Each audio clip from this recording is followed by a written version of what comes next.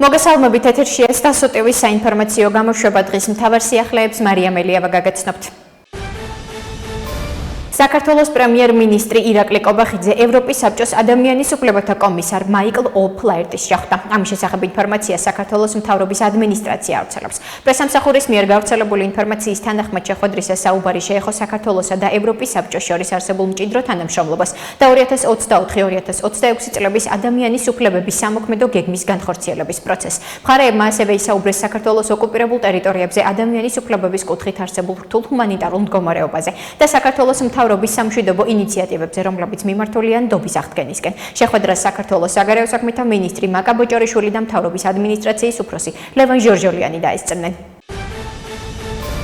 ყველაზე კარგად თვითონ იციან ყველაფერი გააკეთეს იმისთვის, რომ ჩაეხერგათ ევროპული ინტეგრაციის გზა. ერთი ნაბიჯი მაინც გვანახონ, სადაც ისინი იყვნენ კონსტრუქციულები, ბევრზე არ არის საუბარი. ამის შესახებ პალიტრანიუსის გადაცემაში დღის ნიუსრუმის სტუმრობისას ნაციონალური მოძრაობის ერთ-ერთმა ლიდერმა ირაკლი ფავლენიშვილმა განაცხადა, რითაც ევროინტეგრაციის საკითხზე საგარეო საქმეთა მინისტრ მაკა ბოჭორიშვილის პარლამენტში ინტერპელაციის წესით მოსმენას გამოეხმაურა. როგორც ფავლენიშვილმა აღნიშნა, არაადეკვატურია თვითონ ეს რეჟიმი და მისი ყველა წარმომადგენელი. გარდა ამისა, იგი ევროინტეგრაციის კომიტეტის თავმჯდომარე ლევან მახაშვილის იმ განცხადებასაც გამოეხმაურა, სადაც მან თქვა, რომ საქართველოს ევროინტეგრაციის კუთხით ყველაფერი რომ გაეკეთებინა უკრაინის მსგავსად იქნებოდა.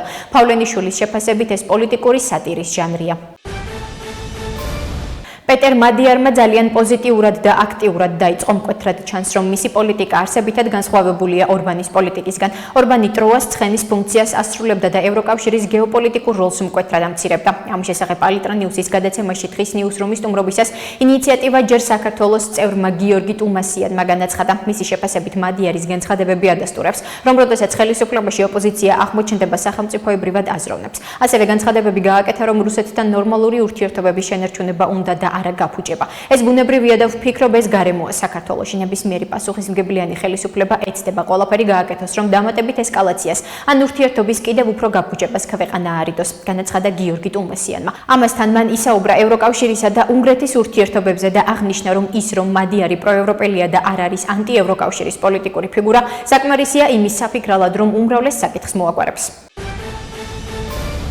საქართველოს პარლამენტის თავმჯდომარე შალვა პაპუაშვილის განცხადებით თურქეთში საპარლამენტთაშორისო კავშირის 152 ასამბლეაზე სიტყვით გამოსვლისას ისაუბრებს გარეჩარების საფრთხეებზე ერთიანი მიდგომის საჭიროებაზე. მისივე თქმით, ევროკავშირის წევრი ქვეყნების წარმომადგენლებთან გაიმართება მსჯელობა საქართველოს ევროკავშირს შორის ურთიერთობებზე და არსებულ სამწუხარო მოცემულობაზე. სამწუხაროდ დიალოგის რეჟიმს კეტავენ და ცალმხრივი დირექტივების მიდგომა, რომელიც სულ უფრო მძლავრია ბრიუსელში. ამიტომ მნიშვნელოვანია ხმა მივაწვდინოთ ევროკავშირის წევრი ქვეყნების პარლამენტებს და ვაჩვენოთ, რომ რომელიც დღეს აქვს ბრიუსელს არჩეული საქართველოსთან და კანდიდატ ქვეყნებთან მიმართებით სრულად აცდენილია ევროპულ ღირებულებებს. მნიშვნელოვანია ევროპულმა პარლამენტმა ამ მხრივ საკუთარი პოზიციებიც აჩვენონ, განაცხადა შალვა პაპუაშვილმა. მემჯერა არჩევნების ეს არის ქვეყნისთვის სტაბილური და მშვიდობიანი გზა. ამის შესახებ საქართველოს მეხუთე პრეზიდენტმა სალომე ზურაბიშვილმა სოციალურ ქსელში გავრცელებულ ვიდეო მიმართვაში განაცხადა.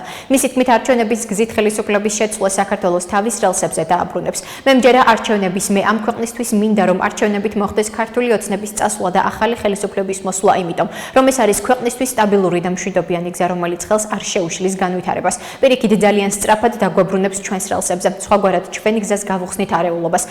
სტაბილიზაციას და არ ვიცით როგორ იქნება, ამიტომ მე ამაზე პასუხისმგებლობას ვერ და არ ავიღებ, განაცხადა სალომე ზურაბიშვილმა.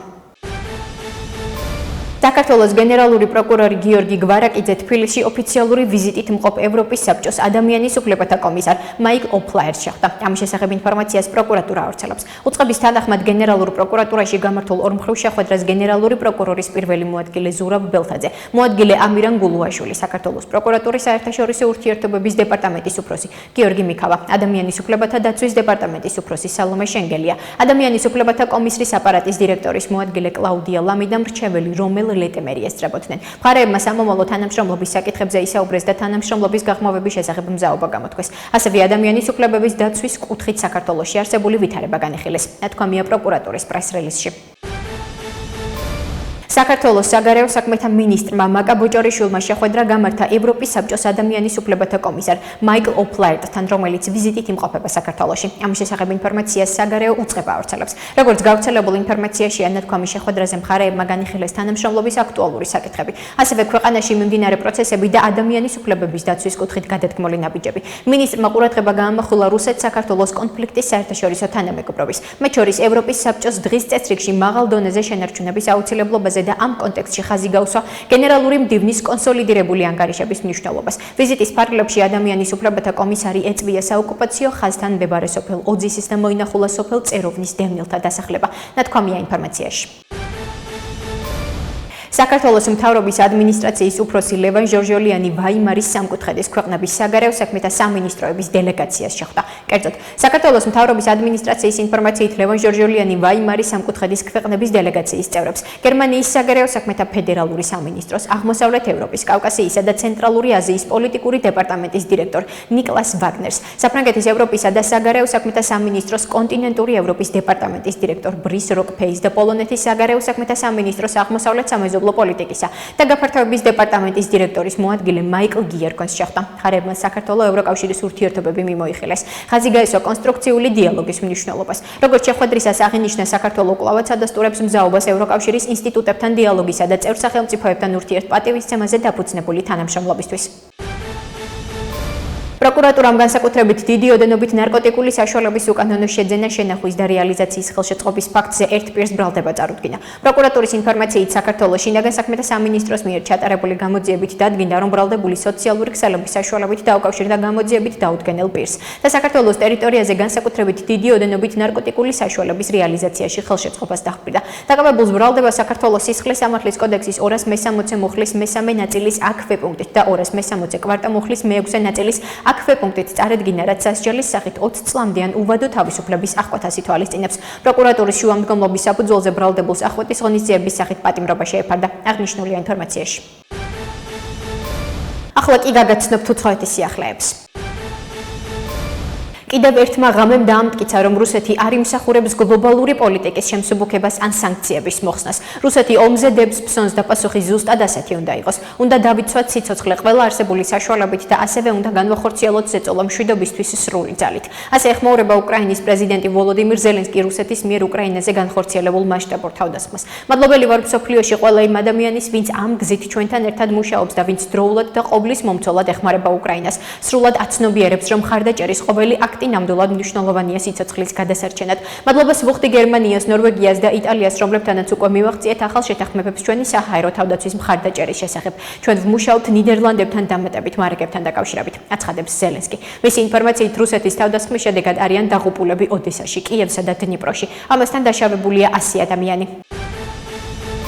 პოლონეთის საგარეო საქმეთა მინისტრ რადოსლავ სიკორსკის განცხადებით, ის უკრაინის ევროკავშირში დაჩქარებული გაწევრიანების იდეას ეწინააღმდეგება და მიიჩნევს, რომ კიევმა გაწევრიანების პროცესი სრულად უნდა გაიაროს. სიკორსკის დაუსვეს შეკითხვა უნგრეთის საპარლამენტო არჩევნებში გამარჯვებული პარტიის ტისა ლიდერ პეტერ მადიარის პოზიციის შესახებ, რომელმაც განაცხადა, რომ უკრაინის ევროკავშირში დაჩქარებულ გაწევრიანებას მხარს არ უჭერს. სიკორსკი მადიარის სიტყვებს დაეთანხმა და განაცხადა, რომ მისი ქვეყნის პოზიცია იგივეა. ის თვლის, რომ უკრაინამ სრულად უნდა გაიაროს ევროპული ინტეგრაციის პროცესი. ის აცხადებს იმას, რაც ჩვენი პოზიციაცაა. ევროკომისიაში დაჩქარებული გაწევრიანების იდეა გაჩნდა. ეს არ მოხდება, მიგვაჩნია, რომ უკრაინამ ყველა პირობა უნდა შეასრულოს. რა თქმა უნდა, იქნება მოლაპარაკებების რთული სფეროები, როგორიცაა სოფლის მეურნეობა და ტრანსპორტი, განაცხადა პოლონეთის საგარეო უწყების ხელმძღვანელმა. რუსეთმა გასული დღე-ღამის განმავლობაში უკრაინის წინააღმდეგ მასშტაბური ტერორისტული თავდასხმა განახორციელა 703 დრონით, ათობით ბალისტიკური და ფრთოსანი რაკეტით. ამის შესახებ უკრაინის საგარეო საქმეთა მინისტრი ანდრეი სიბიგა სოციალურ ქსელში წერს. მისი განცხადებით, თავდასხმის სამიზნე ძირითადად მშვიდობიანი მოსახლეობა იყო. სიბიგას თქმით, კიევში სულ მცირე 4 ადამიანი დაიღუპა, მათ შორის 12 წლის ბავშვი, 50-ზე მეტი კი დაშავდა, ოდესაში კი 8 ადამიანი დაიღუპა. ამასთან დნიპროში 3 ადამიანი დაიღუპა და 30 დაშავდა. რუსების თავდასხმას მსხვერპლი მოყვა ზაპოროჟიეში. კიდევ ერთხელ მოვუწოდებთ ყველა სახელმწიფოს შეუერთდნენ უკრაინის წინააღმდეგ აგრესიის დანაშაულის სპეციალურ ტრიბუნალს. რუსული ტერორის მიმართ ყველაზე შესაფერისი პასუხი რუსეთის ტერორისტული რეჟიმის ხელმძღვანელობისთვის პასუხისმგებლობის დაკისრების გარდაუვალობაა, წერს სიბიგა. უკრაინისთვის სამხედრო დახმარების პირველი ტრანში, რომელიც ქვეყანას ევროკავშირის 90 მილიარდი ევროს სესხის ფარგლებში გადაეცემა, უკრაინული წარმოების დრონების შეძენას მოხმარდება. უკრაინული მედიის ცნობით ამის შესახებ თავდაცვისა და კოსმოსის საკითხებში ევროკომისარმა ანდრიუს კუბილიუსმა ევროპარლამენტის უსაფრთხოებისა და თავდაცვის კომიტეტის ხდომაზე განაცხადა. 2026 წლისთვის უკრაინამ თავდაცვის სფეროში 28 მილიარდი ევროს ოდენობის დახმარება მოითხოვა. პირველი მიწოდების გეგმა უკრაინის თავდაცვის ინდუსტრიის დრონებზეა ორიენტირებული, განაცხადა კუბილიუსმა. მისი განმარტებით ევროკავშირი მიწოდების შემდგომ გეგმებში ევროპის თავდაცვის ინდუსტრიის უფრო მეტ ჩართულობას ელის. ასეთი იყო მიმდინარე სიახლეები მომავალ შეხვედრამდე.